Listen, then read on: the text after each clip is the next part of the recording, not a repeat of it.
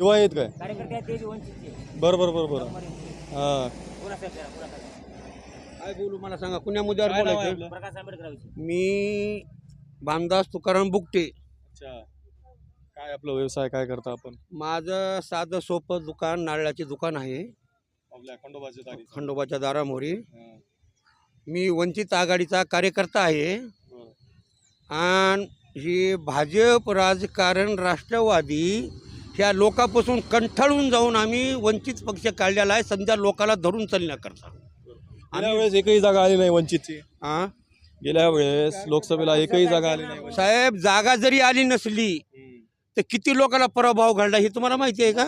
मग आता वंचितची स्थापना पराभव करण्यासाठी झाली काय? 50 लाख मतदान खालं तर किती लोकांना फटका माझं बसला? काय म्हणणं आहे, वंचितचं जी स्थापना झाली पक्षाची ते लोकांना पाडण्यासाठी पराभव करण्यासाठी लोकाला पाडण्याकरता नाही झाली. हां.